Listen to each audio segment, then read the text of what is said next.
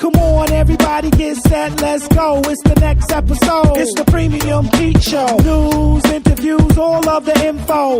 Listen up, it's the Premium Pete Show. If you want the scoop in the low, down low, listen to the show, cause Milk said so. Fuck what you heard, better act like you know. It's the Premium Pete Show. Internets, welcome back to another episode of the Premium Pete Show. I'm sitting here, of course, year-end review with my guy, the one and only Mr. Dallas Penn. Internets. Listen, first of all, I'm so excited to know that you look better than the last time I seen you. Thank you. And what I mean by that is seem, and you know, the weight is starting to come off. We took some of that water off. We took, yeah. We had a mini heart attack right before Thanksgiving on some fly shit. I literally died, but then I came back to life because I was like, oh shit, the Premium Pete Show end of the year recap. Let me get back. Let me come back to life so I can record that. You didn't do that. First of all, no, real talk. I came back for that shit. You know, with everything going on, man, you know what's sad, honestly? I feel like there's some things, I don't want to say overshadowed, but I feel like there's some things that we are not realizing how important they are. Meaning like Jonathan Mena, you know, had gotten cancer the same time, a little bit after, say, Combat. Yeah. But because of everything going on with Combat, you know, it's like, you know, it kind of was like, I don't want to say overshadowed, but kind of like, shouts to Jonathan Mena, and I'm so happy that he's doing better. Doesn't need to do chemo.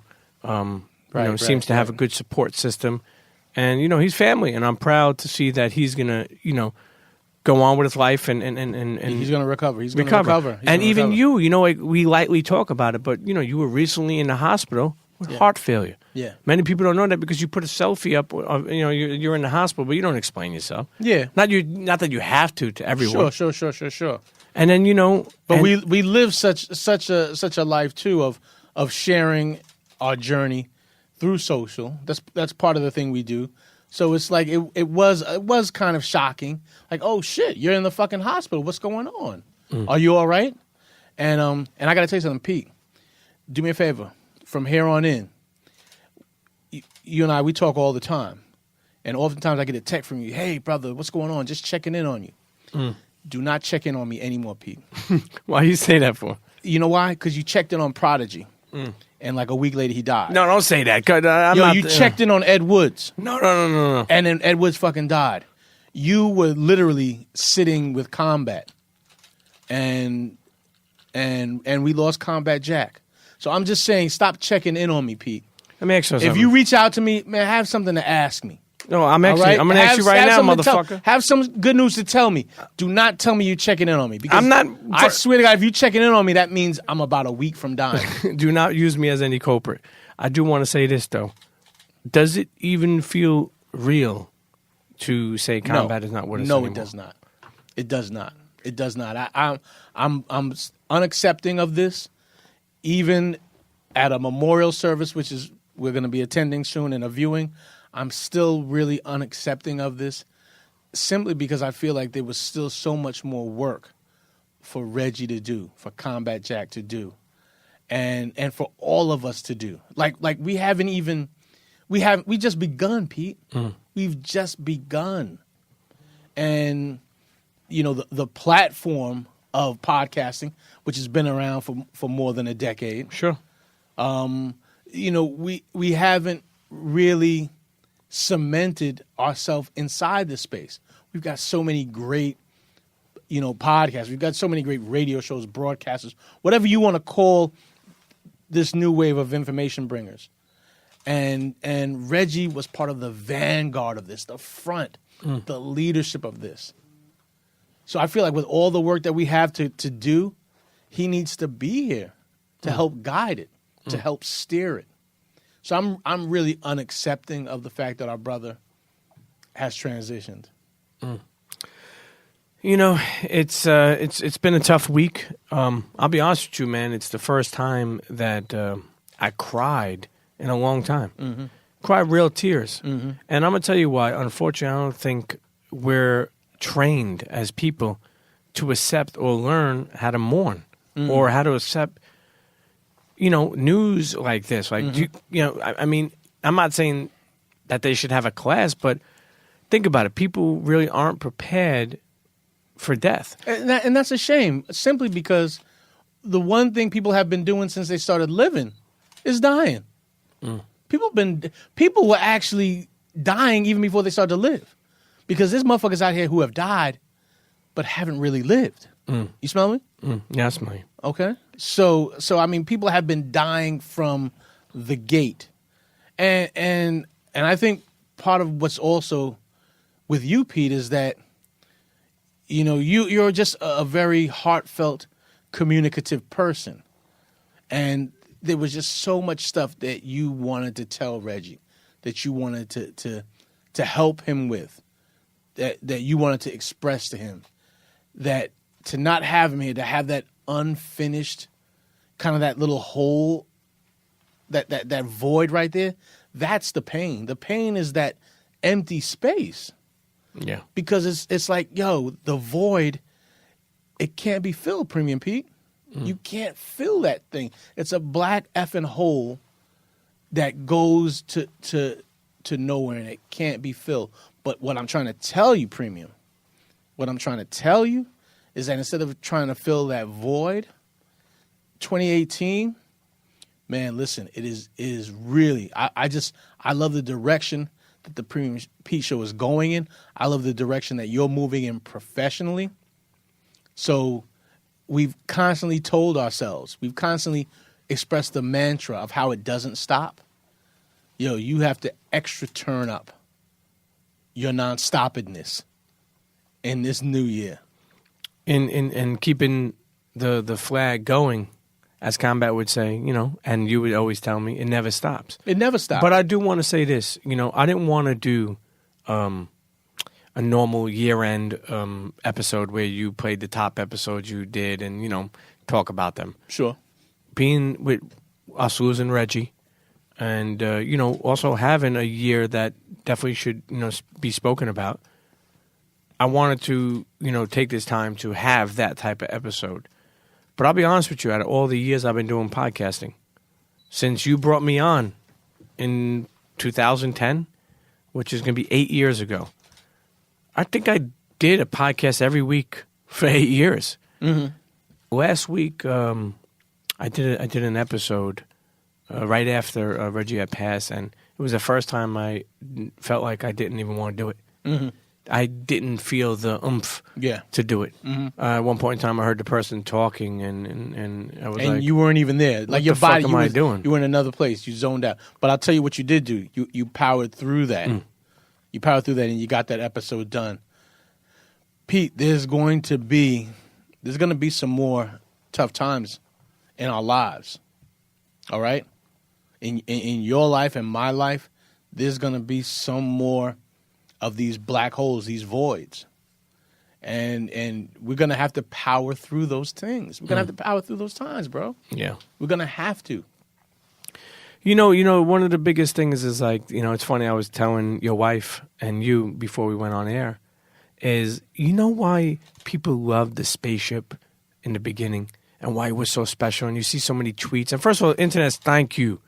And I'm sure Combat is looking down smiling. He loves this shit, to know he was trending. And to know, the only thing I think that he would really love is that a lot of publications said he was 48. I know he was definitely smiling at that shit. Yeah. He definitely got younger. He got younger. So he's like, oh, yeah, Pete. Yeah, I know he's definitely telling me that shit. But internet's for real, man. Thank you so much, Dallas. And I know you have seen it. All the love coming in for Combat. All the love, too, for when me and Dallas and Just and Combat were together. And, bro, you want to know why that shit was so special back in the day in the spaceship? Is because a lot of us were still just figuring each other out. Like, me and Combat really were always like either like super close or super hating each other. But those times we were super hating each other, we gave him exactly what he wanted. I always said Combat Jack was inspired by Howard Stern. And at one point in time, even though he always wanted to be a guest show, the barbershop talk was golden. I mean, I seen Questlove tweet the other day, about him passing and say the Just Blaze versus Dame Dash episode was amazing. Many people, to give a quick backstory on that, Combat, was trying to control that whole episode. Meaning like, because it was going kind of like all over the place. First of all, the backstory behind that is that Reggie had met with Dame Dash 2 nights prior. Yes, for this to happen. The backstory behind it is that Reggie had already met with Dame, and Dame had already killed Reggie. Yeah, at roasted that him. meeting, roasted him to death. So Dame had no. If that had just been Dame just now seeing Reggie, first of all, he would have murdered Reggie on air.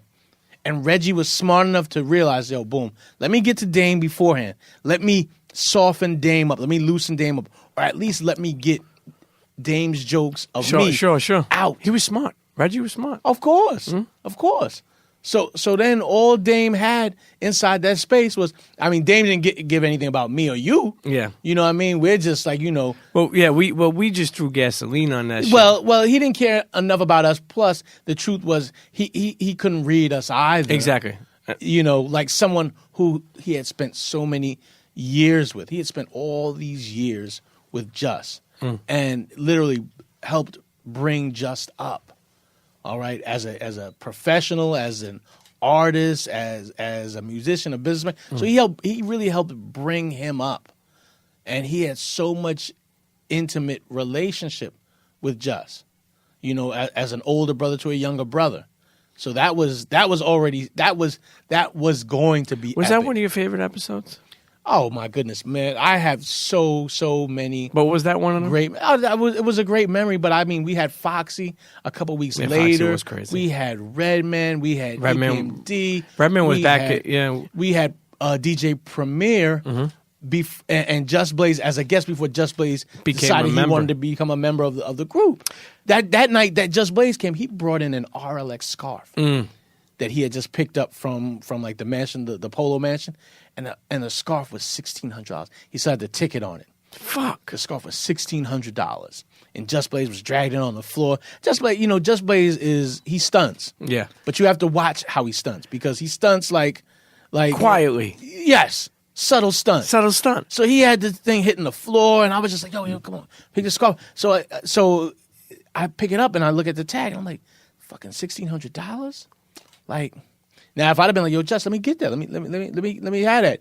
Just be like, oh, hell no. He may have gave you one and said he had one still at the house. You know, I did share a backstory with Just Blaze because Combat used to tell me how thankful he was that Just became. I remember when Just Blaze became a member of the Combat Jack show back in the day. I remember him exactly. He called me and he's like, yo, is this shit real? I'm like, yeah. He's like, yo, do you think he thinks we're unprofessional and crazy? I'm like, yeah, but that's what he fucking likes about it. No. I don't think he felt like we were unprofessional. I felt like dysfunctional. No, I felt like, again, Just Blaze, through what he had gone through as an artist, remember, he helped bring up Rockefeller Records. Sure. All right. So he wasn't there at the infancy, but he was there at just a time when some of these young artists were just being brought up. So he could see something as in its infancy and understand, okay, this thing has the talent, it has the energy, it has the components to be something greater than it is right now. And boom, I'm going to add my mechanism. Flavor, yeah. I'm going to add my flavor. I'm going to add my fire to this thing. And the legitimacy of Just Blaze. Oh yeah, it took us to another level, and Reggie appreciated the shit out of that. And you know what he loved? Reggie loved when people stunt. You know, Just used to come to the studio when we were over at Rockefeller, and he was like, "Yo, sorry I was late. The helicopter was delayed." Reggie loved that shit, bro. He loved it. You know, listen, this is an end of the year recap. We're gonna go over all the things that happened in the year of the Premium Pete Show and just in life. And we're also going to be remembering our brother Reggie Ossé, a.k.a. Combat Jack Show. I want to take this. Rest in peace, Ed Woods. Rest in peace, Ed Woods. Prodigy. Rest in peace, Prodigy, man. Who else passed away? I got to tell you something. Internets, keep this in mind. We're going to take a quick break, though, but keep this in mind. If you are going to die in a calendar year, look to die late in December. Because if you die in February, January, listen, I'm sorry, but... Like, I forgot. Think people forget about you? No, don't say that. I forgot. Don't say that. Listen. Who died in February? Listen, I forget.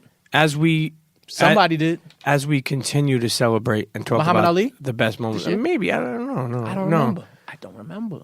Listen, as we continue to celebrate our brother, Combat Jack, Reggie Ossé, I also, besides doing an end of the year recap and besides remember him, I want to call a couple of people and have them say some words about him and what they thought about him. That sounds dope. Internets, Los Internetos, you are listening to the Premium Pete Show, starring Premium Pete, the #1 Fucky Berg.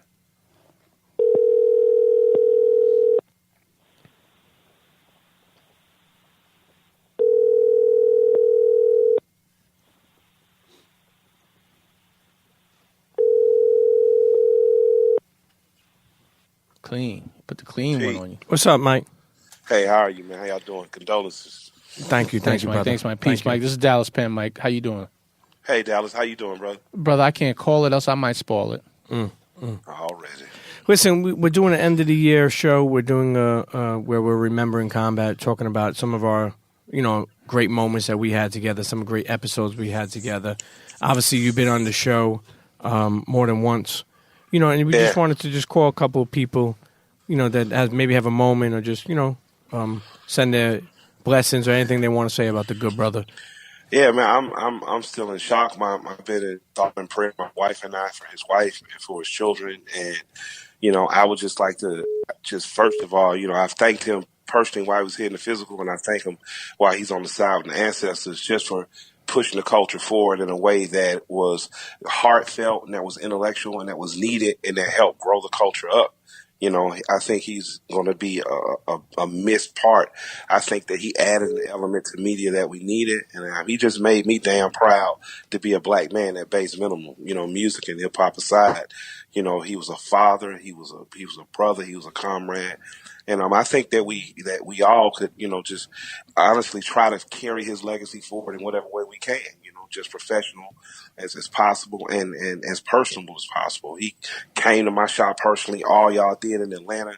Anything he ever told me he was going to do got done. And, that ain't always easy. And that's from a person who's dropped the ball a few times. Think that. I appreciate you guys allowing me to, just say my part of the testimony today. As I know as everyone has put up pictures, photos, and said their piece, but I really was just stuck in silence, man. I couldn't believe it. So, I'm still having a hard time believing he's not going to pop up out of nowhere. But with that said, we know to be absent in the physical does not mean to be absent at all. So, I still feel his presence here. Hey, listen, I'll tell you one thing I know he really enjoyed is when Run the Jewels would be in town.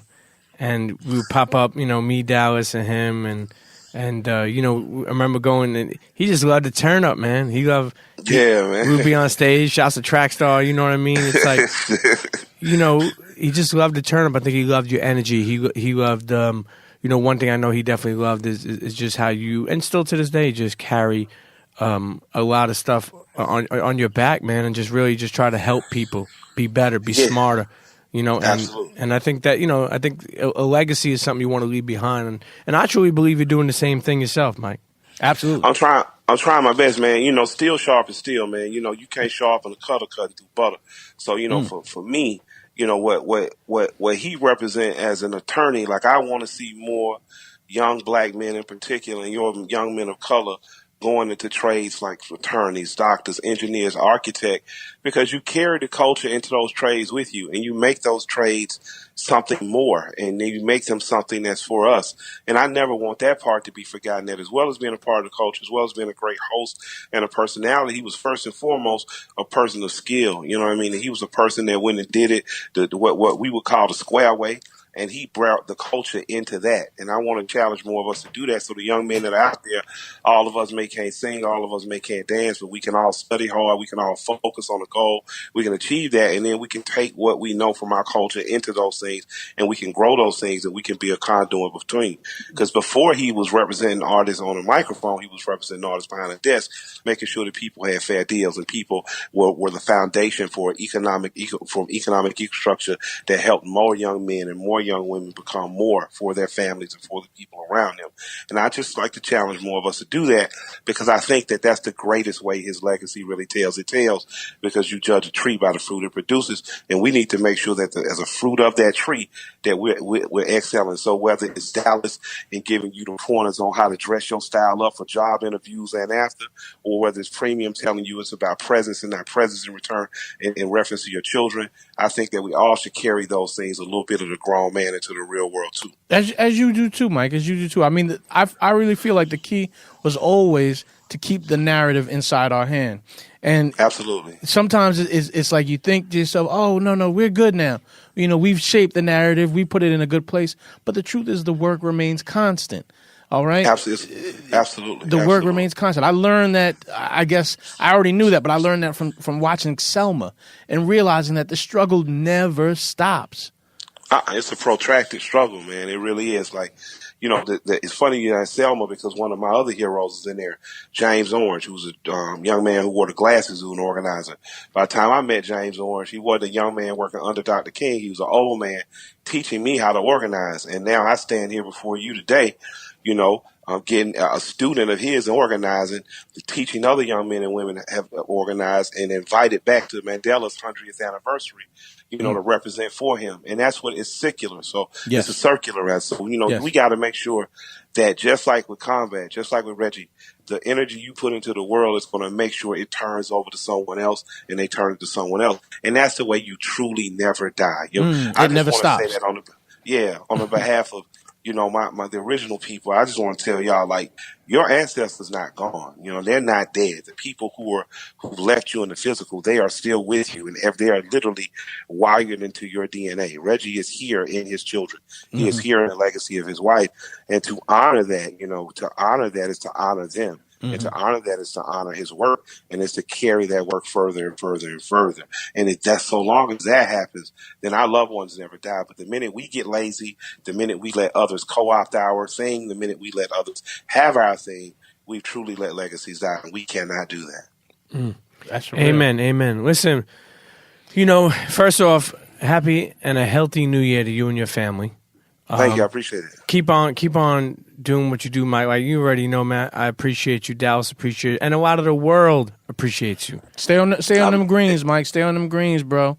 We had it, man. We had it. And listen, one of the reasons why I called you for is because I know today and forever, you're one of the people that will push to keep Combat's legacy alive. And I know you appreciated him, and I know you appreciated the platform that was created. So Absolutely. I'll keep doing my thing, man. And then I just want to tell people out there, man, be listening to Pete's show.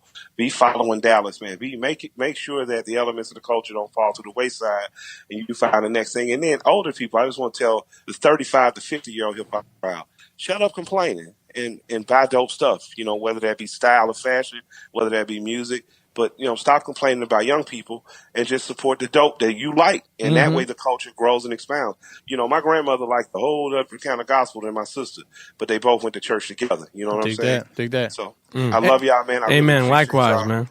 And let's make sure we keep pushing. Amen. Peace, brother. Amen. All right, love and respect. What we should have also included, though, is if you're older than 50, stop listening to rap. What do you listen to? Kenny G. Kenny G is good. Listen to some soft jazz. Listen to something else than rap, because honestly, hip hop is not letting us get past 50 years old. Well, that's why we need hip hop's not gonna let you get we need to 60. do a better job of being aware of our health at a younger age, and we're going to get to that in a second. Let's give someone else a call real quick.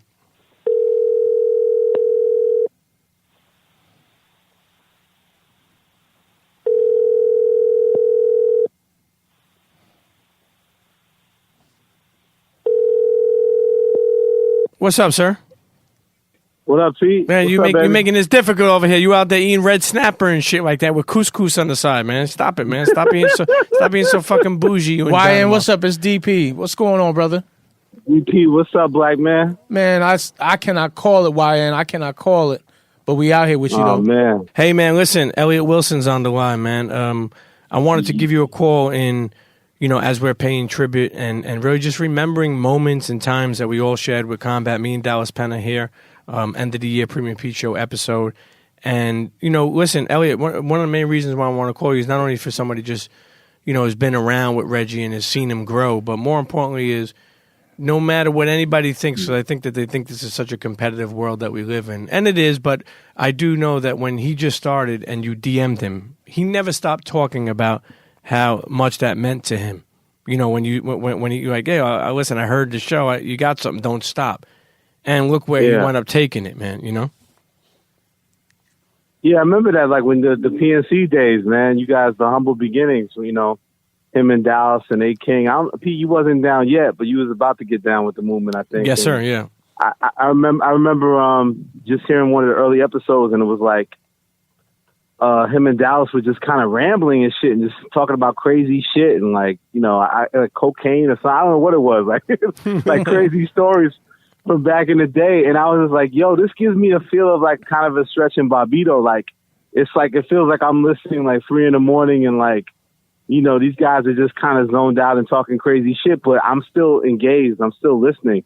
So, something about it just felt kind of special. Like it felt raw, like it wasn't figured out, but I loved the energy between Combat and Dallas, and I thought there was something there. Like I felt like a spark. So yeah, that next morning I DM'd him just, on the humble, like, yo, I like that. I listened to the thing and, it sounds good. Keep doing what you're doing, and it's amazing that he always gave it up and always said that was so important to him and it inspired him. And then, full circle, like you're saying, the idea of competition, like I feel like, the work that you guys did as the show evolved with, Dallas and then you, Pete, and AKING and Just Blaze, obviously blessing y'all and joining the team. You guys set the standard. We know Juan Epstein was the first podcast, but what Combat Jack Show did was also bring the business of podcasting, showing me that this was a real thing. Showing me that Loudspeakers Network could be something, shout out to Chris Morrow, like that there's a business behind this. Like this is really now an avenue for us, a platform for us. So it made me start to take Rap Radar seriously and really create the Rap Radar podcast. Like in the beginning, B-Dot just did it on his own, but, inspired by Combat Jack Show, we took the Rap Radar podcast very seriously. It felt like, there's a lane for us to try to compete at least, or just at least carve out what we could do in the space. And so it's just kind of a full circle thing where obviously I helped inspire Combat in the beginning, and then once he got his wings and everything was popping with what you guys were doing, you in turn turned around and inspired us to create the Rap Radar podcast. So even till this day, like everything we're doing, it's like, Combat brought that spirit. So we dedicate everything Elliott, going forward to him. You were always connected to that. You're always connected to that spirit simply because of the person that you are. And that's yes, somebody sir. not afraid to reinvent themselves. Not afraid Yes, to try something new, not afraid to have it hit the wall and fall down, and then not afraid to then try something new again. Of course, and look at Reggie. Reggie was ultimate reinvention too. Like I think it's funny, the earliest memories I try to think back with Reggie is like, with Ego Chip, my partner Sasha Jenkins, we had a magazine called Beatdown, and I think that Reggie went to college with Sasha's sister. And like in Beatdown, the first zine that we did, we had some columns that Reggie wrote when he was still a lawyer, like as Reggie Ossé, Esquire. If anybody finds that on the internet, that'd be amazing. But like in the early issues of Beatdown, Reggie wrote some legal stuff for us because he was the hot lawyer at the time, and we had the connections with Sasha's sister. So, just to have that history is crazy. And like you speak about reinvention, for Reggie to be like this looked at as like one of the top legal lawyers of that 90s era. And you see him like, at Biggie's funeral, like in the mix of action, and like for him to reinvent himself the way you did, Dallas, and like you guys becoming these like bloggers or just voices of our culture in this very unconventional way, is very inspiring. That's ultimate reinvention also, Well, I mean, again, I'm just happy to be part of the continuity of this thing. Yeah. But you've always been. And one of my favorites. I also shared that F Your Holiday episode. Yo, Pete, you remember that F Your Holiday joint? F Your podcast, F Your Holiday. That was that. F Your Holiday, because you know what? Remember we did an episode. It was after the whole Ebro drama. Yeah, and it got fucking lost. That episode got lost. No, one of the episodes. My wife still doesn't believe that. Yo, Pete, my wife still doesn't believe that episode was lost. Yo, let me explain something to you, bro. Somewhere, man. Let me explain something to you. I'm gonna tell you how real that was, because Combat Love. Let me tell you something. We came to that was when we were in the studio. Let me tell you something. The engineer. Yeah, your first time at the new spot. Yeah, the first time at the new spot. Yo, I had to press that engineer. Yo, Combat looked at me like Combat was such a subtle guy. But he wouldn't want any of those kind of problems. But he looked at me like, "Yo," he said, "Hey, Pete, whack him real quick. Whack that guy." Yo, I was mad that we lost that, but really, Elliott, it's been great to see all these other podcasts and do great work, and I think and I really thank Combat for that, and really just to be the inspiration. I mean, Rap Radar, was created and has done great work. Real talk. No one could deny that. Yeah, and It's at like, least we're all different too. We're not emulating each other. You know what I mean? We're all different. sure, drink we're not champs. Look, copying each other. You know, like Yeah. look at all these that were created, and you know that it just shows how special it was. And deep down, Or even again, to speak to Loudspeakers Network, that Reggie could step out of the spotlight and let the Reed shine, or Brilliant Idiot shine, and not get caught up in like, oh, if I have a network, my podcast got to be the biggest podcast. You know what I mean? Like, you saw the bigger picture, and like, you know, Loudspeakers Network and what that means to our culture still. Like, again, all of that is super inspiring, man. It's just a tremendous loss, man. I don't think any of us can fully process it yet. But, you know, the great thing about Reggie is that, you know, it's undeniable the mark he left on the culture, you know, and we're going to carry that forth. Like, we have no other choice. And I think that's what he'd want, you know? Yes. I feel like what Reggie has left us with now, Elliott, is now what y'all going to do. Okay, so whatever you got coming up next, L, and I know you, YN, I know you got something ill coming up next. He's got something up his sleeve. I know you do. He's better let one of those motherfuckers in. I'm trying to get that Dallas Penn exclusive. I'm trying to get that Dallas Penn exclusivo. First of all, Dallas Penn, Elliott, Dallas Penn goes to sleep at 7 p.m. now, okay? He eats dinner at 5 p.m. now, all right? Extra wash. You want something Dallas Penn, just go to the laundry room and put that wash on extra cycle. Extra wash. That's Dallas Penn. But no, seriously, YN, man, much success to you, the Rap Radar family, B. Dot. It never stops. Never stops. What are y'all doing now over at Tidal and just continuing? Like, that's like my niggas Frankie Crocker moment. Like, that shit is just like incredible, right? Word. But it's really what you guys also said too, raising the bar. Like, you know, Reggie to me took over the podcast game with Combat Jack Show. It's like, and then you started putting this mantra out about raising the bar. It's like even if it's successful as you are, keep challenging yourself to create better, to figure it out, to take things to another level. And, you know, he did that with the Mogul series and all these type of different steps. So raising the bar, to me, is something that I still hold in my heart. And, like, that's what I'm going to carry forth, too. That I did it, like, stop trying to act like, you know, what we've done is great. We still got more work to do, all of us. You know what I mean? We're going to keep raising the bar. I like that. And let's continue to let this legacy live on. Listen, happy and a healthy New Year, you and your family, E. Thank you, Pete. Thank you, Dallas. All right, love you guys. Peace. All right, peace. Peace.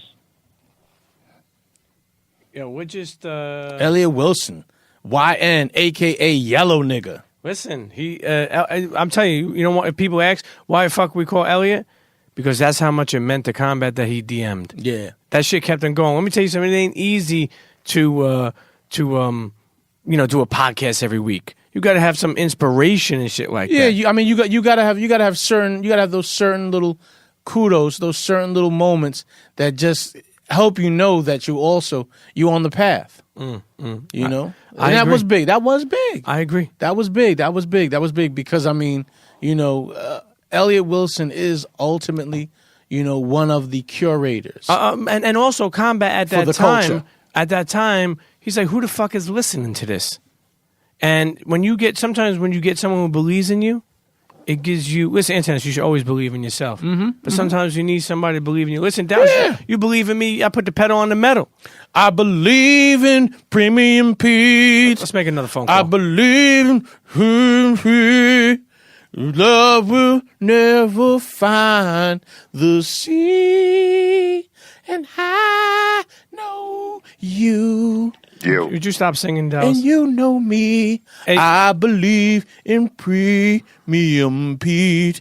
And Bun B. Dallas is singing here. I don't know. He thinks we're in church. I believe in Bun B. I believe in Hey, Bun, what's up? It's good to be believed in. Good to hear your voice, brother. Although I do hear your voice. I do hear your voice, man, when I check your Insta stories, man, and I love, man. I love how you put them together. You always, you have the Trill Mills. The Trill Mills have me on fire, have me hungry. Yeah, but you don't eat all that shit anymore. You eat like plant-based, and I know. We're trying to keep Dallas healthy too out here, Bun. But I'm gonna go back. I feel him. I'm gonna get healthy just so I can get me some oxtail. Yeah, hey, listen, oxtail was good. Listen, Bun, we're doing the end of the year recap of the Premium Pete Show, and at the same time remembering our brother, Reggie Ossé, a.k.a. Combat Jack. Called a couple people, just wanted to have you be one of them. Listen, what people may not know, Bun is probably one of the most visited Combat Jack show guests. Bun was one of our early legitimizers. Yeah. Like Bun came to the studio at PNC. Yeah. You know what I mean? Came to the studio at PNC and really helped give us the format for talking with someone, talking with a legacy artist, talking with someone who had, traveled the globe. Sure. Representing the culture. You know, to give internet a backstory, when that happened in PNC, that may have been early 2011, 2012 maybe. And me and Bun, I think, went to a Brooklyn Net game. And I told Combat, I said, I'm going to bring Bun by. And, I guess maybe he didn't know that Bun was like a brother of mine at the time. Like, maybe he didn't know like that. Mm-hmm. And it was late. And I was like, yo, Bun, this is going to be late. He's like, yo, it works perfect after the game. And I remember when I brought Bun there, he was really, really excited. Because keep in mind, this is a spaceship he was building, and he felt it was more legitimized. Oh, it was totally legitimized. But how was that for you the first time you came on? Well, for one, this was probably my first like real podcast interview. I think I'd done a couple of things with people over the phone, but as far as like, and that was like NPR kind of stuff. So just to have that kind of an extended, conversation with somebody that was of the culture, having a show that represented the culture so well, it felt good. I think that's one of the things that helped create, these great interviews that you guys have now, because it was so disarming. A lot of times when we walk in spaces as artists, it's with A&Rs and management, and it's that whole rigmarole, and it's part of something that everybody is doing. This was different, and I don't even think I was really promoting anything. That was the key, Bun. That was the key to you. You weren't on a press junket. You were just there, straight hanging out, and that was the vibration that you gave us too.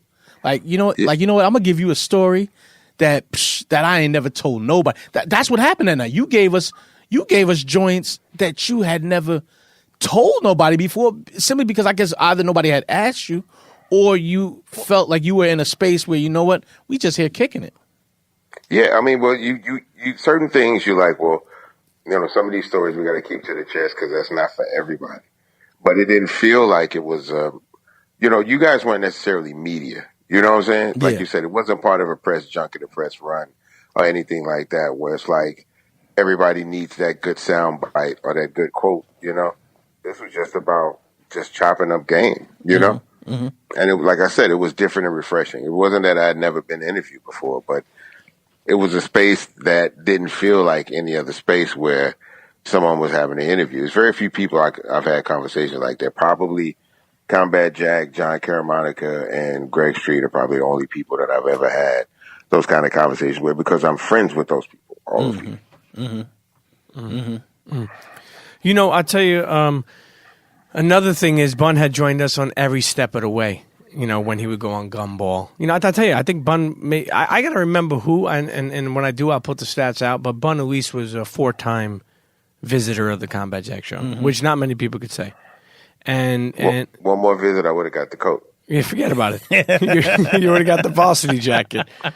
But I do think of people who, again, throughout this episode, I mean, we can't call up everybody, but I do think about certain people that Combat told me in a private place. And now that he's resting in peace, I think it's time for me to tell the world of who and what meant, was special to him. And I'm telling you, man, and I was surprised in the beginning from a Brooklyn guy, to be so hyped, just like Sean Price, of an artist out of Houston, a Southern artist, and somebody. But I think your intellect, your style, the way you move. I mean, he just was. I remember when you left, he was really every time he was very thankful that I had brought you by there, and because you dropped gems every time you came there. And you wanted to, you know what I'm saying? You wanted to be very open and honest with a brother like Jack, I think we're going to look back and recognize him as we, go back through the years and retrospectively look at hip hop as a culture. We're going to be able to look at him as one of those people who actually, K. Slade talked about it, you don't ever have to leave hip hop if you don't want to. Mm-hmm. You just, you just have to learn how to move through the other pillars. You take it with you. I mean, Bun, you are, as Reggie was, you are a master of reinvention, and you have found ways to reinvent yourself, from artist to college professor to sports car enthusiast to Instagram chef, Sneaker lover, sneakerhead. I mean, all of these things, and I mean, I guess really hip hop is at the center of all of these things, but really it's you at the center of all these things, and you just float into them effortlessly, seamlessly. Well, again, like I said, I look at Slay. Slay started as a graffiti artist. You know what I'm saying? In the earliest days, and he moved into DJing, and even with Jag starting out on the lawyer side and working with the record companies, and then moving over to the media side. Maybe you can't move in the same space that you always moved in, but that doesn't mean you have to leave the culture. You know what I'm saying? Mm-hmm. Hip hop as a culture has grown to where, it's grown to where it can accommodate you at 35. It can accommodate you at 40. It can accommodate you at 45 and 50. And you can still have these avenues where you can be a part of the culture, you can contribute, and still pay the bills and take care of your family. It's a beautiful thing. Can hip hop accommodate us at 60 or 70, Bun? I think it will. I think it has to. Okay, because I'm scared. I'm not really seeing like we see the Rolling Stones, and these guys are like 80 and they're preserved, and they're like, I mean, we don't get to see our hip hop heroes getting to be 60 or 70, or like we don't seem to be allowed to live to that. Am I gonna have to change the beat? Am I gonna have to take the hard drums out and just have some smooth shit? No, not at all. Like I said, we just all got to learn how to take care of ourselves. We were all growing up in an age where dudes were smoking dust and primos and all this kind of shit, and popping pills and syrup. So we don't even know what the life expectancy is going to be for a lot of us based on what we've done. Dig that. Eating all this processed food and shit like that. For real. So you got to catch these old school tours while they're out right now. And I'm pretty sure somebody in hip hop is on the road that's 60 years old right now. Yeah. Well, listen. I just How don't old think is Chuck we D? realize it. No, Chuck's not. Chuck's like not 50, 55 in his 50s. But no, I mean, how old is Chris? Chris is up there. He's mid to upper 50s. He's definitely mid to upper 50s. Yeah. I mean, listen, Bambaataa is spinning somewhere in Europe right now. Bambaata's definitely in his 60s. Herc is definitely. Flash has to be, right? Flash has to be too, Bun. You're right. Yeah, definitely. Definitely. Ice-T has to be close to 60. Ice-T might be 1,000. No. Ice-T is definitely. Ice-T stay young, but I'll tell you one thing. What you Ice-T was in Breaking, talking about combat. Yeah. Yeah. Ice-T be getting blood transfusions of that good. Yeah. Hey, listen, you got that. You got that Law and Order. But I will say what you're talking about right now is legacy, and I think that forever. Combat Jack's legacy will live on, and it's amazing that we were all in a room, just talking and chopping up. And I always tell people Howard Stern was an influence for combat, and he got that from all of us, all these fucking weird characters and people such as ourselves. And I will say that the legacy will live on forever. B, listen, happy, healthy New Year to you and the family. Thanks for taking the time. Like I said before, I know Combat appreciated you. I just wanted you to get a chance to say some things about him and how you really felt. Pimp C for life, Bun B. Yo, God bless y'all, man. Combat for life. All right, peace, brother. Listen, Bun B, man. Bun B. Yeah. Dallas, it's a sad time, but that I go back to that first Bun B visit at the PNC the PNC studio. Man, what a good time. I got to tell you something, man. PNC was such a great time in my life with you guys. With just creating, Did you know where we were going? Oh no, definitely. I knew we were going to a place that I wanted to be every week. You know what it was like for me, and I thank you for bringing me on to the Combat Jack show. I felt like I was at a stage where it was like kind of like a softball game once a week with your boys. Yeah. Now you played softball because y'all don't play hardball anymore. Yeah. But you played softball and you brought the barbecue there. Yeah. And y'all cooked and drank beers. And you brought a 6-pack. And once in a while somebody hit a home run. Oh yeah. Yeah. Like I was like, oh But shit. but no, honestly, Pete, it was a place for us to be once a week, and you wouldn't have missed it for the world. Sure. You wouldn't have missed that appointment for anything. I mean, we talk about it. You know, for people who don't know, when Combat Jack Show just started in 2010, the timestamp was 12 to 2 a.m.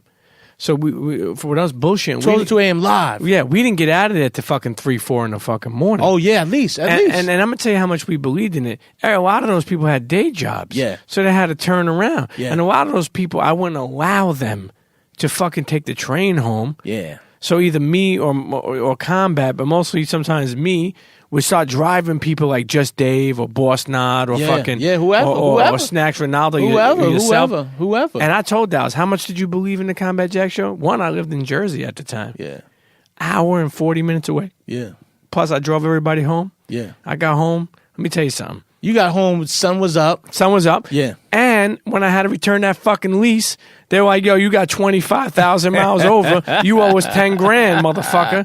And I was like, yo, Combat, that's how much I believe in you. You put your weight on it, Pete. You put your weight on it. Let's make another phone call real quick as we wind down this end of the year episode, and also paying our respects to the one and only Combat Jack, our brother. Who you got there? Hello? DNICE. Yes, sir. What's up, man? It's Premium Pete and Dallas Penn. We're sitting here. Oh, man, my brothers. Listen, we're doing an end of the year episode, and we're paying and talking about the beginning moments of the Combat Jack Show, and we had a couple people call in already and talk about their moments. You know, one moment that I really, really enjoyed is when we sat down with you.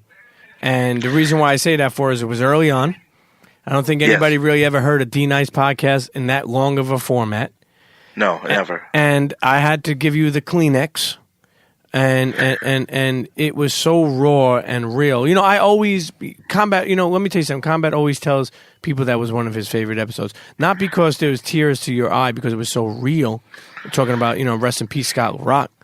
But I'm talking. I'm talking about how pure it was. Like, tell the internet about that.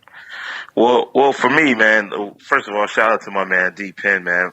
You know, Dallas hit me online and sent me a text like, nah, you got to do this interview. And, you know, for years, man, I never really talked about my story. You know, like when you're living in that moment, you never think that your story would actually resonate with people. And that's just kind of how I felt, you know, living in the shadows of KRS. And, you know, for so many years, I didn't think my story was that important. And, you know, I'll be honest with you, I was so reluctant to do the interview. Like, it was really because of Dallas and a couple of people who had heard, you know, your podcast, you know, and it was like, yo, you got to do this. Like, we want to know about you. And I will tell you, man, like, walking into that room with you guys was probably one of the most comforting feelings that I ever had, ever. And that's why it kind of like showed, like, even in the interview, where I just felt at peace, you know, like I felt like, you know, and not even in rest in peace, man, and Combat Jack, that is, I mean, that's like, will always be my brother. But even with you though, Premium Pete, you know, like when I walked into that room, man, like you guys just embraced me and allowed me to share my story in the most honest way. You know, like I'll be honest, I forgot that we were even recording. It was just like brothers just sitting there conversing about life, about the importance of our journey. I mean, all of us. Your podcast was still in its infancy. When I came into the music industry, it was still in its infancy, even though it had a lot of success. But that golden era was something that was extremely special. And to have people interview me, and especially, man, like, you know, someone like Reggie, who Combat Jack, Reggie, you know, those of you know, yes. you know his real name, to know that someone who, like myself, who had that journey, you know, we could have done anything else. I mean, this man had a law degree, went to Cornell, like, could have done anything else, but hip hop was so important to him. And in that interview, he made me feel that he understood my perspective of hip hop, you know, where it was, for me, it was just about being selfless, you know, like I just wanted to be down. And, you know, I didn't know that it was going to become what it did, but I just wanted to be down, and you know, he knew the right questions to ask without feeling like it was being intrusive. D, I think that a similarity for y'all is also the courage to be willing to reinvent yourself. Yes, man. Loving hip hop so much that, you know what, I'm going to reinvent myself. That way I stay connected to the culture. That way I can continue to help. I keep going back to this for the listener, but control the narrative. D, when I finally kind of got to talk to you on a personal level, it was in the digital space, and it was kind of early in the hip hop blog, kind of like the halcyon moments for hip hop blogs, and you had a great site that you operated with your photography, and yes. It was just a wonderful glimpse to see of someone who I knew as an artist, who you had already been DJing, so I had seen and been to parties where you had already been spinning, but now here was someone who was taking on image creating, and you were just really being so focused on the devices you were using and how you were selecting these images, and it was just like wow.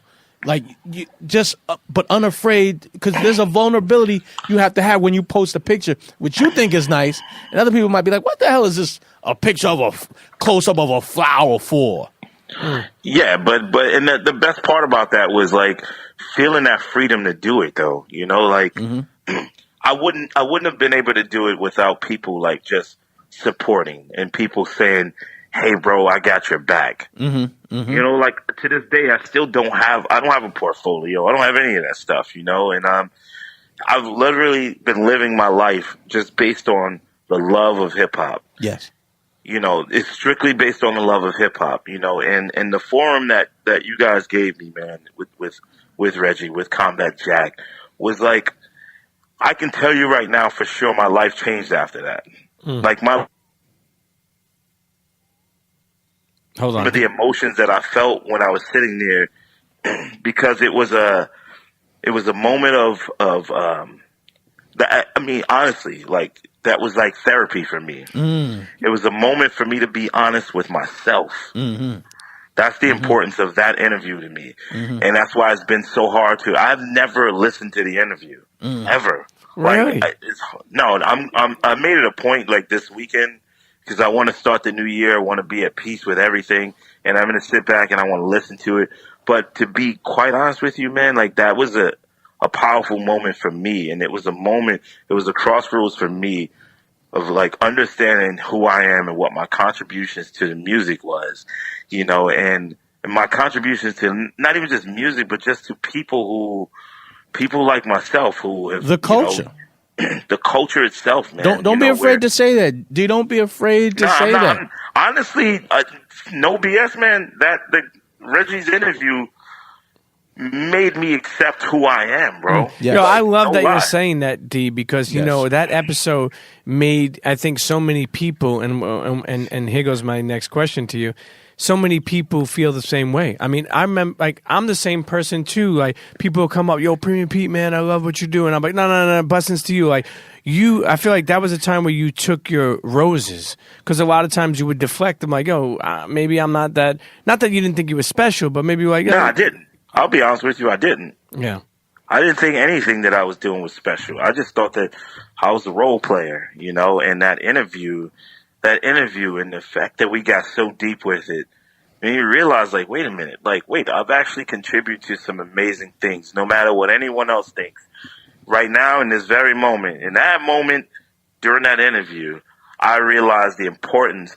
It's not even just about making music. I mean, Reggie was an attorney, you know what I mean? That a journalist, a scholar, you know, that understood everything that I'd gone through, and he was very careful with his questions, And he had a way of making everyone feel like he cared. And I know that's genuinely because he did. Yep. You can't, recreate that. You can't buy that, and you can't teach that. But how many people? How many people came up to me about that episode over the years? How many people have came up to you? Has any like people you don't even know? Yeah, I can tell you right now. So that was probably one of the most important interviews that I've ever done in my life, man. People have come to me and they said how life-changing it was. I mean, I still, even before this conversation, I mean, people are still posting that interview, and that's like almost 3 years ago, and to knowing that, like, my whole mission with my career was, why can't I do what I love at whatever age? Look, I'm 47, man. I'm 47 years old, and I still rock some of the biggest events, and no one looks at my age. And I looked at my age, and I looked at my legacy and my history, and I was like, yo, no one wants to hear that. And it wasn't until, like, after I did that interview and people knew what the struggles were, that they started to, like, really pay attention. Like, wait a minute, what he's doing is special. And that, listen, man, I'm one to be honest. There are a few moments in my life and in my career that totally shifted everything for me. Totally shifted. One of the most important moments of my career was the interview with you guys, the playing at the White House, one of Barack's last parties, which was amazing. And when I look at both of them, they both dealt with spirituality. It was like just being free and just being who I am. And I think that's what every artist and everyone that you guys have ever interviewed, they just wanted to be free, man, because they knew that, or not even we knew that you guys were one of us. Like, we were the same. We had the same struggles. We had the same struggles in terms of, like, life. Like, come on, man. Like, a man that still really didn't need hip-hop like that. I was like, I'm still blown away. Like, Rich Medina and I were talking the other day, and Rich was like, yo, we went to school together. We went to Cornell. And I'm like, you guys went to Cornell. You know what I mean? Like, that's, so it was hip-hop on an educated level, and with a man who was an attorney who automatically understood how to take care of his clients and understood how to take care of people. He was that dude, man. Man, I'm honestly, man, like, this was one of the hardest losses. And I will be one to tell you, I didn't have, like, the super, super close relationship with him. This was strictly based on this interview. He didn't represent me. We never broke bread together. Actually, I'll take that back. We went to a couple of parties and, like, some fun, some things that friends were doing, and that was the only time that we really dined together. But our relationship was strictly based on the love of hip-hop. Sure. And the love of our culture, and how do we make it better, and how do we make it honest, and how do we be vulnerable as men and say, hey, I'm scared. You hear me? Like, Dig it. And this was one of the biggest losses in hip-hop, man.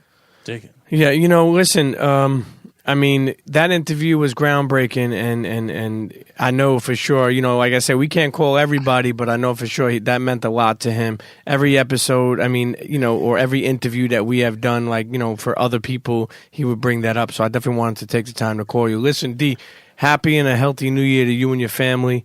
Listen, we're going to make sure we continue to keep, his legacy alive, and I know you'll be involved in that. For sure. But I do want to say this one last thing, man. I don't want to take up too much of your time, but that interview was extremely important. But what I will say about Reggie, about Combat Jack, was that when you guys created Mogul and you talked about Chris Lighty, it took me almost a year to do the interview because I was exhausted. I didn't want to talk about that anymore. And I promise you, man, every conversation that I had with Reggie, with Combat Jack, was so comforting. Was like, no, I want the story to be the way it's supposed to be, D. Like, I want it to be honest. I will never change your words. That's the type of man we dealt with. That was a man of integrity, man. And I will always miss that. And it's very rare to find in our industry. Luckily, we found it with you guys, with D Penn. D Penn, I'm a fan. I'm a fan. You're my brother. Premium Pete, you're my brother. DNICE, I do not accept you being a fan. All right, I'm a fan, because brother. I'm cool, brother. I'm cool already. But I will definitely tell my mom that I'm friends with DNICE. I am And your she'll friend, be like, brother. and she'll be like, "You what?" Should buy crumbs on the She'll be table. like, "What? The human TR-808?" Whatever, I'm like, yo. "Nah, just call him DNICE." D nice. Nah, man. I love you, brother. I love Listen, you. Love you, brothers, man. Seriously, I don't we accept you to be celebrate my Reg, fan. man. No Yeah. way. We celebrate Combat Jack, bro. Yes, sir. Yes, sir. Forever, All right, thanks for forever. calling. Peace, D. Peace. Peace.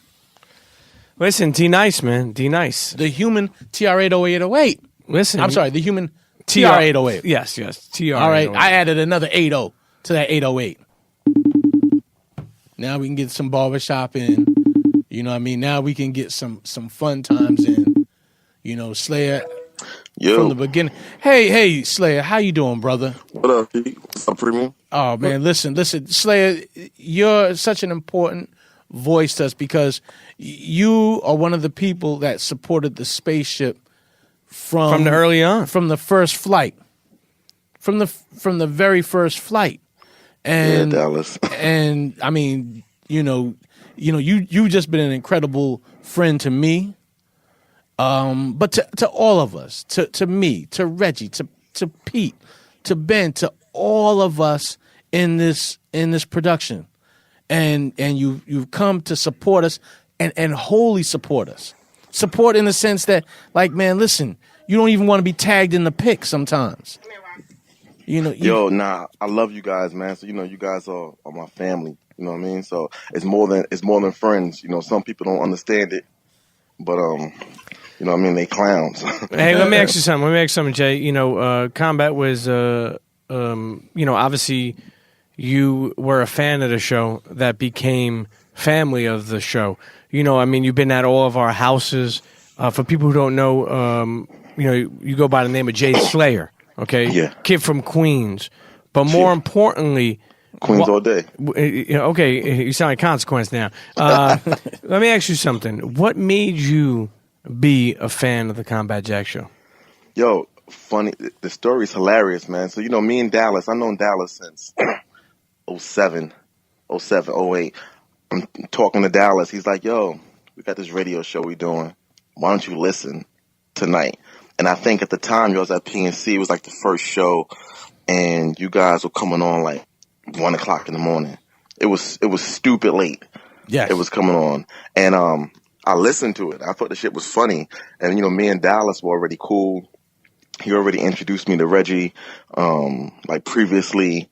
So it was just organic, man. Like, you guys were my boys. I thought the shit was funny. Yeah, and I just kept listening. Not the first one. Right. I don't think you came to the first one, but you were already. We were all connected already. We were all. Yo, Dallas, we were in crazy. We was in the Bronx on a Sneaker Fiends run, and you was like, "Yo, do you know Combat Jack?" And I'm like, "Nah." You said, "You don't know Reggie Ossé?" I'm like, "Nah." You get on your phone and you call him up, and you're like, "Yo, Combat, speak to my boy Jay." and that's how we met. You know what I love. You know what I love about social media and what we should say is the internets. You know what I love about this shit, and that's something I loved about Combat. He was a lawyer, and obviously I used to make fun of him and tell him that he wore turtlenecks and fucking, all this other shit and burr and whatever. But I'll be honest with you, he loved the unexpected. Like Combat, may have been like a burr type lawyer type guy that I used to make fun of. But he was the type of guy that I walk down an alley with you to go to like an after hours bar. And you're like, yo, this shit don't even seem right over here.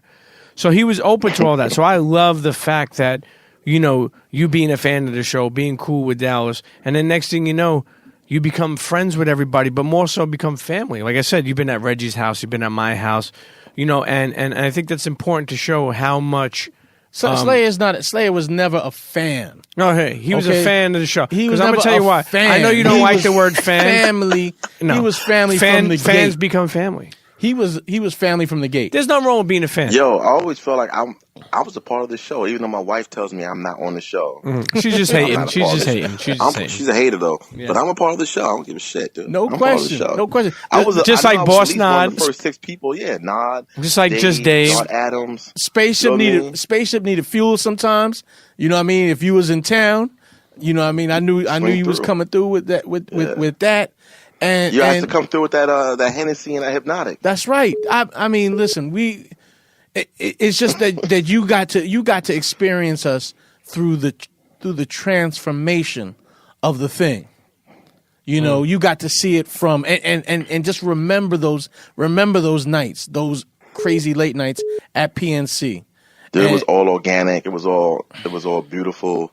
You know what I mean? Me and A-King, you know, just hanging out with y'all, like Pete said, how friends become family. It's been amazing, dude. Amazing. What, 7 years, 8 years? Wow. Wow. And it feels so much longer. You know why? It's crazy how the core group of people, you know, whether the internet's hear them on the microphone or not, and the core group of people are y'all, Boss Nard, Jai Slayer, Just Dave, and the people you hear on the microphone. But I feel like we've been together for decades. I feel like we've been rocking with each other for 10, 20, 30 years since high school. And the truth is we all kind of met each other about 7, 8 years ago. Sure. Right, Social media, man, and the interconnected networks is amazing. Listen, Jai Slayer, you know, as we're remembering Combat Jack, a.k.a. Reggie Ossé, or should I say Reggie Ossé, a.k.a. Combat Jack, you know, we got a bunch of phone calls from people who have a lot of love for him and a lot of love for the moments that he created and we were all a part of, whether that be listening to them or having a hand and voice in shaping them. You know, Combat Jack show, not only for him, which I don't think he ever believed it, you know, was groundbreaking for people all over the world. Yeah. This week when we found out that Reggie had passed away, you know, a couple of days ago, you know, I had people DMing me and emailing me from Germany and Sweden and Russia and places I didn't even know, Latvia and Lithuania. I don't even know what the fuck, where they were from, Prague. I don't even know what they were.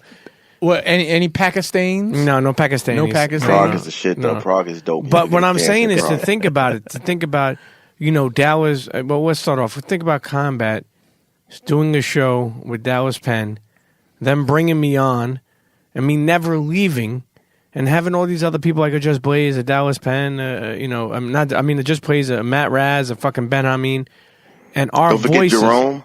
Oh, that's Snacks. Yeah, Snacks and Ronaldo. Ronaldo. They were there, though, man. Yeah, but what I'm saying is, think about it. These voices, these people were touching and also being heard by people from all over the world. Amazing, man. Amazing. You know what's crazy, Pete? I've been to Africa, man. I've been to Tanzania.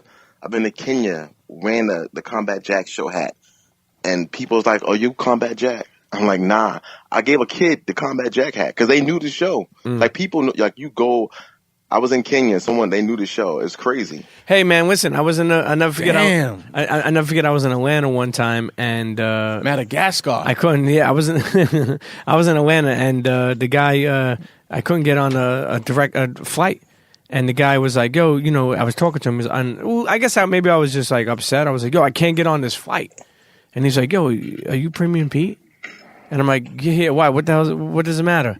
He's like, yo, I listened to the Combat Jack show. He's like, don't worry, I got you. I'll fix your ticket. So I was like, yo, that's how special it was. Yes. That's how special it was, man. And we're going to forever let his legacy live on, man. We're going to make sure of that. Jai Slayer, listen, thank you for believing in us, man. Thank you for believing in us. And I know Combat always appreciated you and just your presence, man. Yes. Just your presence. Man. I appreciate y'all. I love you, brothers, man. You're a piece of A-King. Ben Hameen, Matt Raz, Jonathan Mena, Salim, Mena, that's my boy, man. Peace and blessings to Mena and his family. And why peace and blessings to Kim and the kids and the family. Absolutely, I'm out, man. Absolutely, peace, Slayer.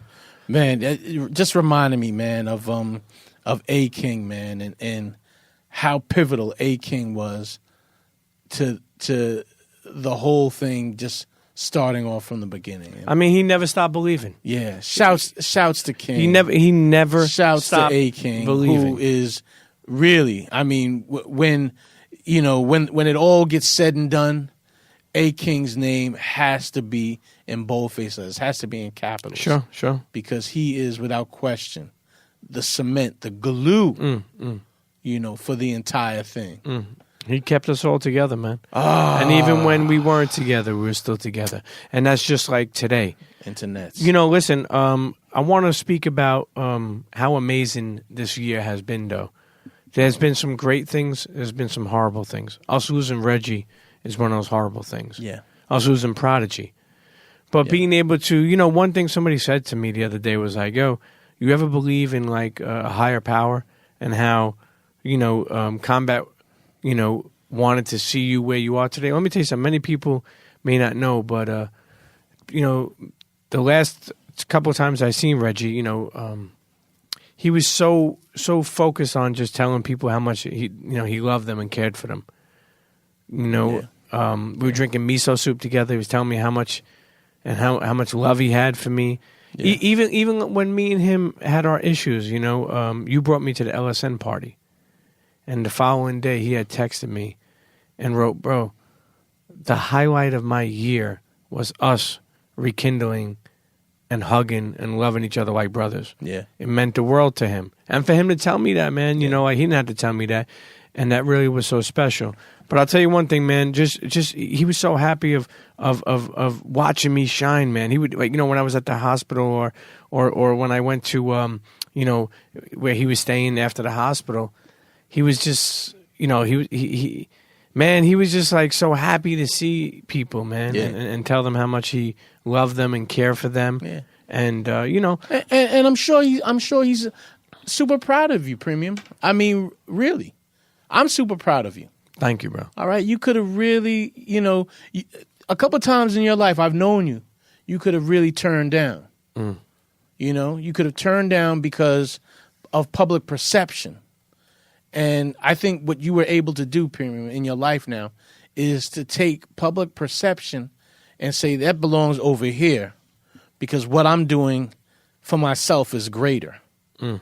The plans I have for myself, the vision I have for myself is greater than what somebody may think of me. Somebody, just thinks I'm Pete who works for Premium Laces and does retail. Yeah, or just talks about jail. But guess what? I'm greater than that. Oh, yeah, someone thinks I'm just Prison Pete who can just relate to people who have been to jail. But you know what? I'm deeper than that. Listen. And you continue to do the hip hop thing. Well, the hip hop thing, which is to find ways to reinvent yourself, Pete. Find ways to reinvent your presentation. Just when we thought we had you boxed in and made you a racist, look at you. Maybe Prison Pete. Look at you. You became a Prison Pete. Just when we thought we had you boxed in as Prison Pete, you became homophobic Pete. Just when we thought we had you boxed in. Domesticated Pete. Just when we thought we could figure you out.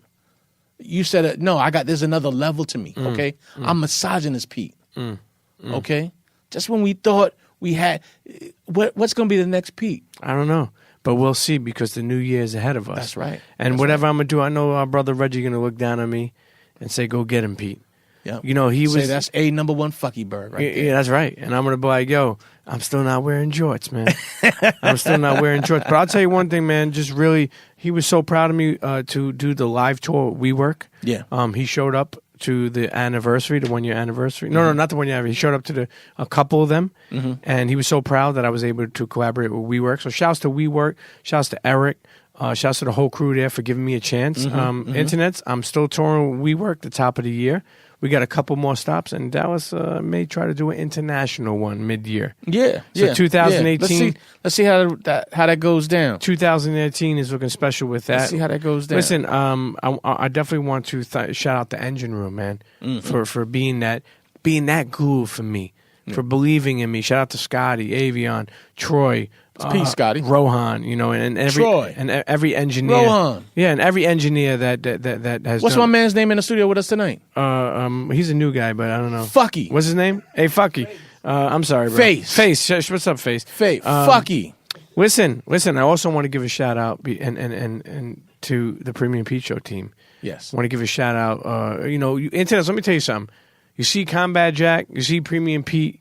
You see Dallas Penn.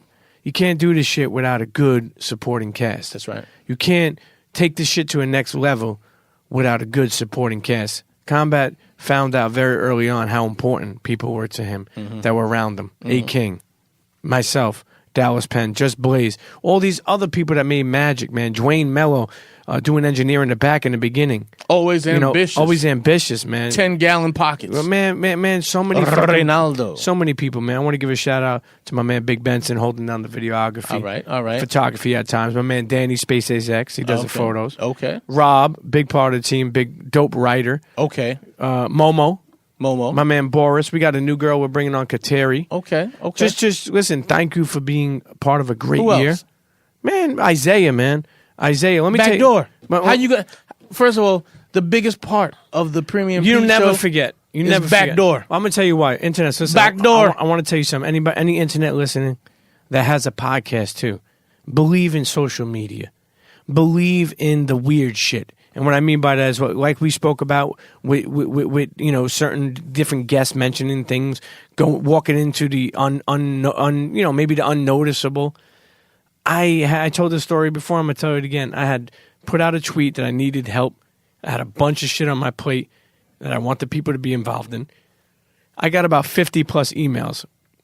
I only answered back one, and it was a guy named Isaiah Tigarachi. Backdoor. And this guy, AKA I want to tell you something. Backdoor. How this fucking WeWork thing even came about. Not only has he helped me, went from fucking, all I wanted was like an assistant. He went from an assistant to a fucking producer to somebody that really handles all. And that's how you make it in the podcast world. We haven't made it, but if you even want a glimpse of how to even try to fucking make it. Well, y'all are at the bottom, but y'all got influence. Exactly. So y'all are power bottoms. Power bottoms. You got to be able to take on a bunch of fucking trades. You need people around you that are willing to tell you that you got a booger on your nose so you don't walk out, but also willing to fucking grab a drink of water for somebody, edit a fucking video. That's how you fucking become great. So shouts to Isaiah. Thank you for that, man. And more importantly, thank you for the listeners.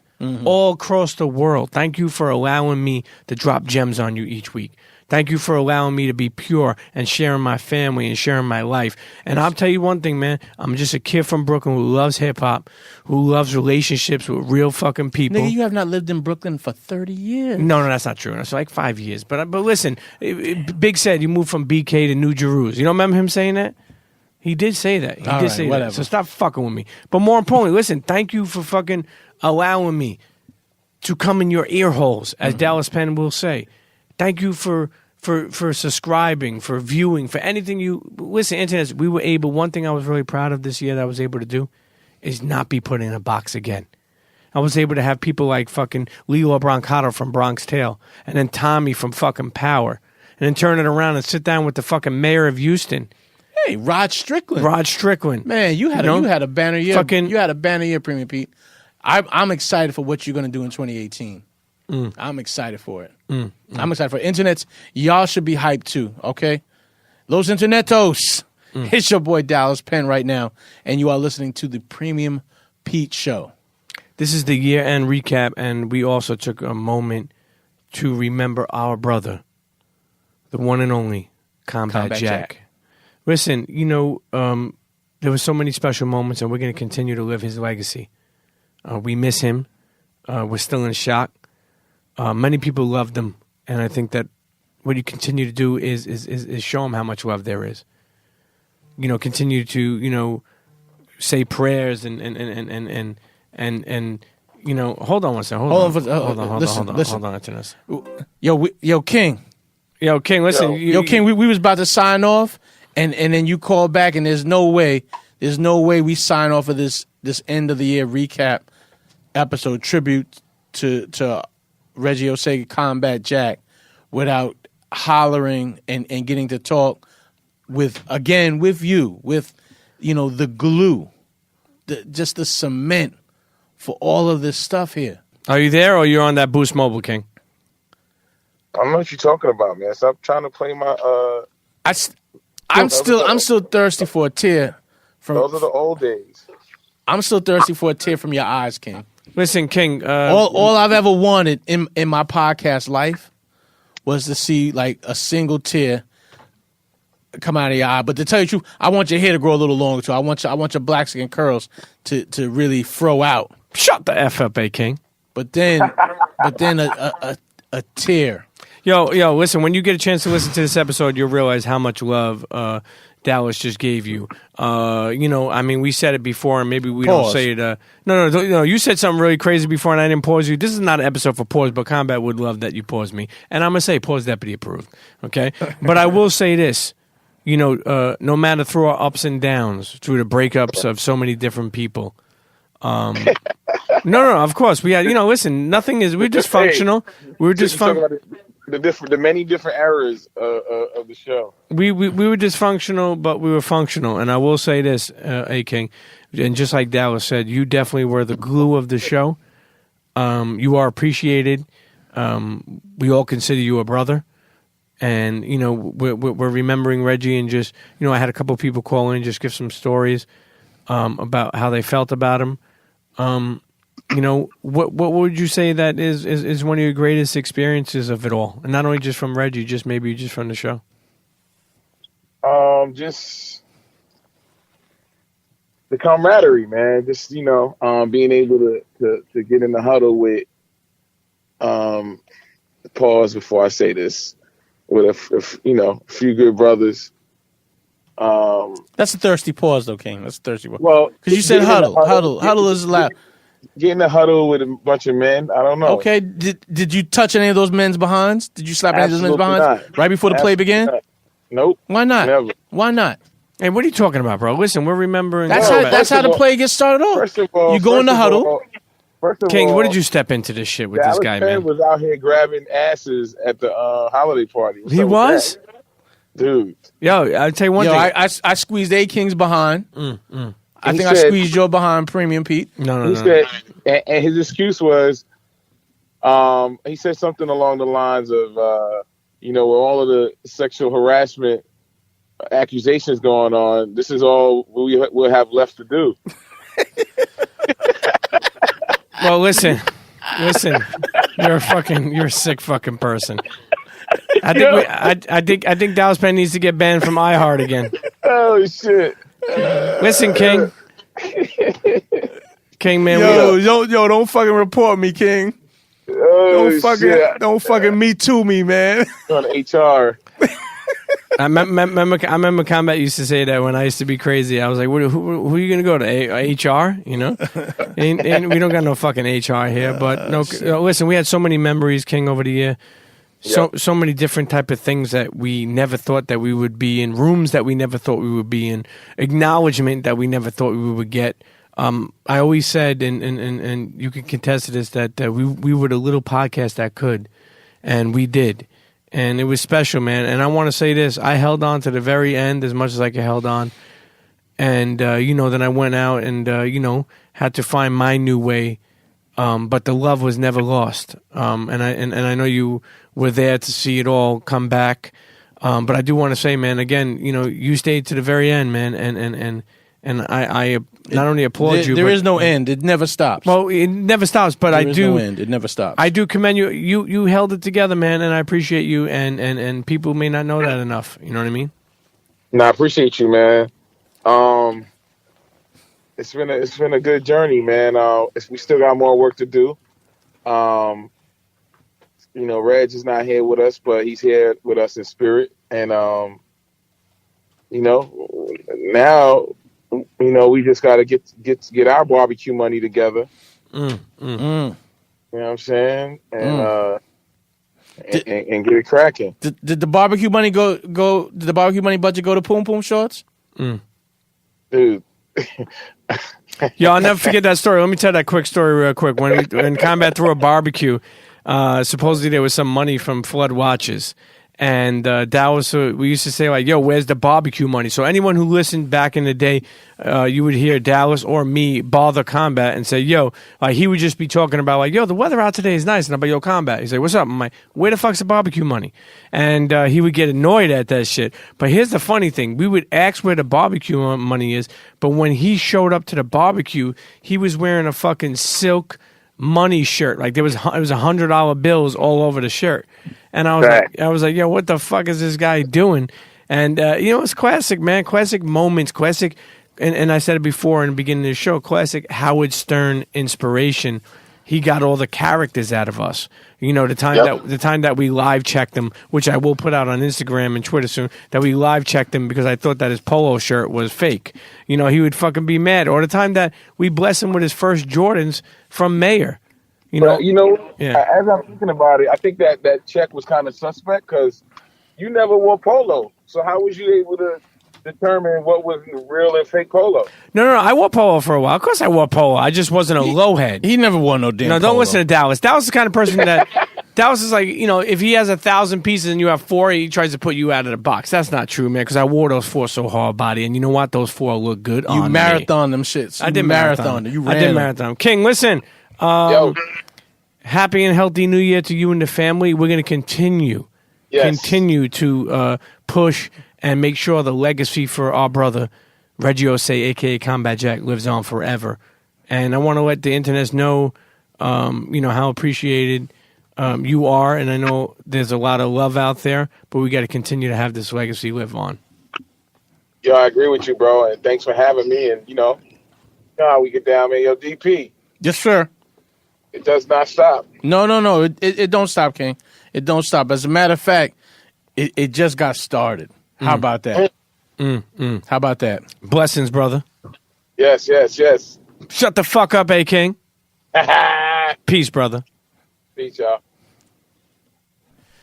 Listen, Dallas, as we end this episode, I just want to say that, I got a lot of love for you, and I appreciate you because people may know, but those who don't know, you brought me on the Combat Jack Show as a guest, 2010, maybe a very couple episodes. No, I didn't bring you on as a guest. Yes, you did. You brought me on as a guest for Sneaker Tube, remember? I never brought you on as a guest. First of all, you came to the Combat Jack Show because it was a place for you to be around like minds. You know, you came to chill, of course, to hang out, sure. to just vibrate with us, and you, by being who you are, showed everybody in the room that you needed to be heard on that show. You showed them that your perspective, the value in it, the value in the way you lived your life. Because here's the deal, Premium Pete. A lot of times we encounter black folks, we encounter white folks who fucks with the hip hop, and they don't fuck with it for the right reasons. They fuck with it because they're tourists, or they got this ticket to go on a safari ride. Very rarely do they fuck with it because it's something that they live. They live in their heart. They live in their spirit. That is who they are. And when people got to see who you were, your perspective is invaluable. Your perspective means so much to me, so that other white people can hear you and understand that there is a way to be. All right? You could have had white privilege, Premium Pete. You could have had it. You fucking turned it down to be a fucky. All right? You gave back your white privilege. Now look at you, running around with a black baby. What the fuck are you talking about? Look at you now. All right? No, seriously. You're a sick fuck. So you came there to hang out with us, and when people got to know you, they got to realize the value of your voice. So I didn't bring you on to anything. No, but I'm forever thankful, I didn't bro. bring you on to anything because we were all there. We were all there for it. Okay? I'm forever thankful. And listen, as we, like I said, as we end this episode, I definitely want to give a shout out to my guy Noah. It's been a big, from Downhood, been a big help in the graphic design. Noah, right. That guy. He's a good guy. Graphic design of the Premium Pete Show. Yeah, and listen, again, you need a good team. Shouts to Mika, too. A true soldier. Definitely appreciate her. Really do. But I'll be honest with you, man. This is still tough, man, to process. I think I'm still in shock, to be honest with you. There's no such thing as preparing for someone's death.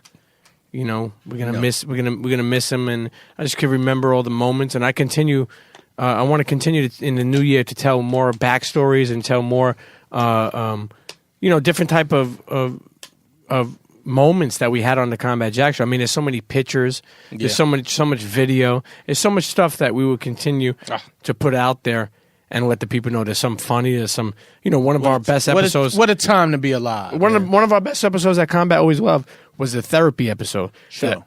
Me, you, him, and Dr. Maya Pedovic did. Sure. Shouts to Chris Morrow, man. Sure. Appreciate him for sure. Check that out on YouTube if you've never seen it. Mm-hmm. Internets will be back next year. Man, we got some great guests on deck. Yeah. Some more gems for people who are looking. Look, I just want to say, man, I'm just what I was saying before. I'm just a kid from Brooklyn. Okay? Sometimes I be in Jersey because it's more peaceful and quiet now, and motherfuckers don't judge me. But I'm just a kid from Brooklyn. Love fucking hip hop. Yeah. Love fucking building relationships with people who are real. Yeah. Love being cut from that court that don't exist anymore. But more importantly, what I really love is just to fucking turn my dreams into reality. And internets have gave me a chance, man. I'm a kid who fucking made some bad choices and fucked up, but then turned my life around and never looked back. I never forget, man. I had a bad dream the other night, man, and of being in the box and how claustrophobic I felt, and feeling like, yo, I can't stay in here another day. Yeah. And realizing that I've been home for so many years, changed my whole life around. And internets, if you're a person that is like a dad who got divorced and trying to find out how to be a great father, I got you. And I don't mean great father, because sometimes you're not a great father. Just I'm just here to continue to drop gems upon people, and not saying like I'm. Listen, shut the fuck up. Listen, you piece of shit. God damn it. You fuck. Shut the fuck up. Is there any last words you want to say? You fucking. Yes, I want to tell the internet. Why are you telling me to shut the fuck up? I'm telling you to shut the fuck up because you don't know when to shut the fuck up. Listen, you fuck. All right. God damn it. You got an incredible year about to go down. All right? Let these folks get out of here. You're holding their ears hostage. Let them get on to their next podcast. All right? They know you're coming back with fire shit. They know that. They're already ready for the next joint that you're going to drop. So get the fuck out of here. Wish everybody a happy and healthy new year. And real talk, don't do no fucking dust. Don't do none of that plastic weed over the new year. Just keep it real regular, keep it real eye level, Los Internetos, and tune in to the Premium Pete Show in 2018. Internets, I'll be back. Listen, internets. I'll be back for some spots. It'll be going down up in here. Internets, listen. Make sure y'all tune in. Thank you to everybody. Sponsors, listeners, every fucking body across the world for believing. And let's all together at the Combat Jack Show, whatever, write something up. Do a report if you're in school on podcasting. Whatever it is, you pig bastard. Listen to me. Let's continue to push the legacy of our brother, Reggie Ossé, a.k.a. Combat Jack. Again, Internet, thank you for rocking out. Dallas Penn, Premium Pete. Have a happy and healthy new year, and we'll see you next year. Cheers.